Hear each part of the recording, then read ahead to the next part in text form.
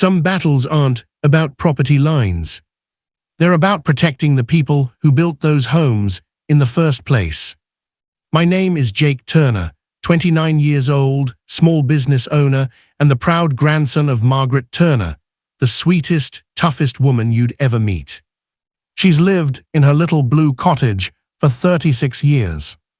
She planted the oak tree out front, taught every neighborhood kid how to bake cookies, and still waves at every passing car. To me, Grandma's house isn't just a home. It's the heart of the neighborhood. But to our HOA, it was a violation. The first notice. It started with a letter, yard maintenance noncompliance. Apparently, Grandma's flowers were too tall and her mailbox did not meet color standards. She called me, her voice shaking. "Jake, they said they'll fine me if I don't fix it. I can't afford that kind of money." I drove straight there. Her garden looked perfect, a little wild, sure, but full of color and life. Bees buzzed, butterflies danced, and it smelled like spring. The next day, I went to the HOA office to talk sense into them. Behind the desk sat Cliff Henderson, the HOA president.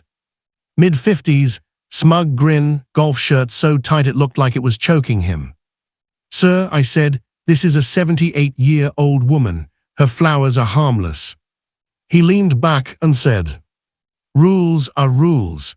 If she can't maintain the property to community standards, maybe this neighborhood isn't for her." I clenched my fists. "Are you threatening to kick my grandma out over daisies?" He smiled. "That's not a threat, that's policy." The escalation. Within weeks, the HOA started bombarding her with fines. $100 for unapproved mailbox. $250 for untrimmed vines. Then came the worst letter of all. Final notice of non-compliance, subject to lien and eviction. They were seriously trying to evict her. Over flowers. Over color. I tried calling every board member, no luck. They'd already voted unanimously. Grandma cried that night. "I don't want to be a burden, Jake. Maybe I should just sell." That's when I made up my mind. They wanted her gone. Fine. I'd make sure they never forgot her name. The plan. The house next door was for sale, the same model as Grandma's, but newer. I called the realtor the next morning. Made an offer above asking. By Friday, it was mine. The first thing I did after moving in. Print a huge sign and hang it on my porch. Grandma's garden lives on. Then I duplicated her entire yard. Every flower, every color, every vine identical. Even the same, non-compliant mailbox. Neighbors laughed and cheered. The HOA, not so much. Within 3 days, I got my own violation notice. I framed it and hung it by the door. The exposure. I started recording everything, meetings, letters, every ridiculous fine they sent. Then I posted it all online under the title, HOA versus Grandma. The internet went wild. Within a week, the video hit 2 million views. People started sending money to help her fight the HOA. Even local news picked up the story. One reporter stood on Grandma's porch and asked, "Mrs. Turner, what do you say to your HOA's claim that your garden lowers property value?"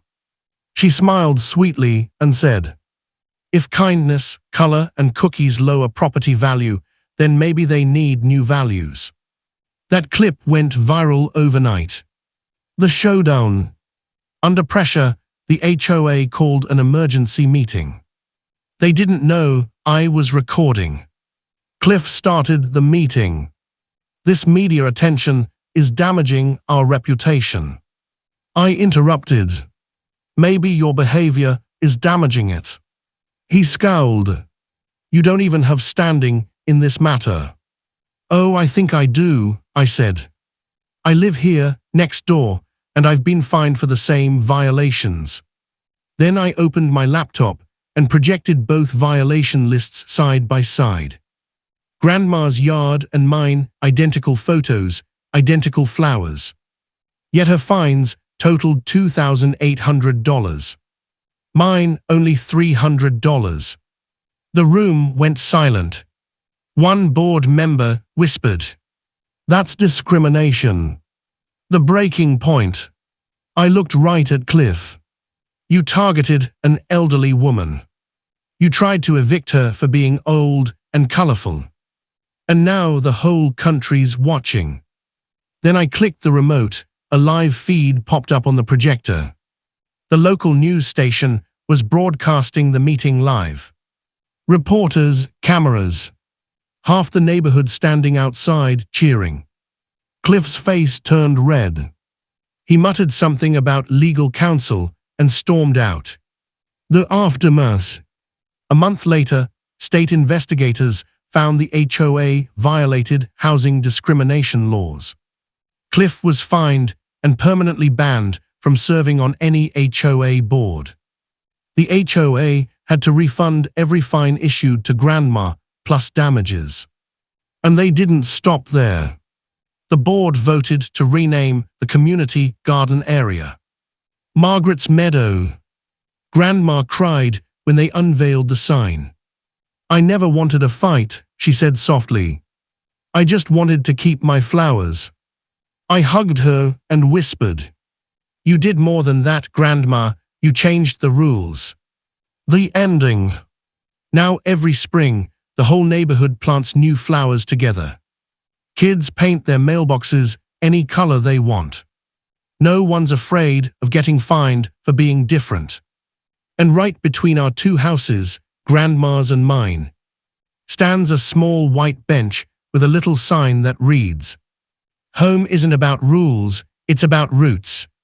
Fade out soft piano music, wide drone shot of blooming gardens and sunlight.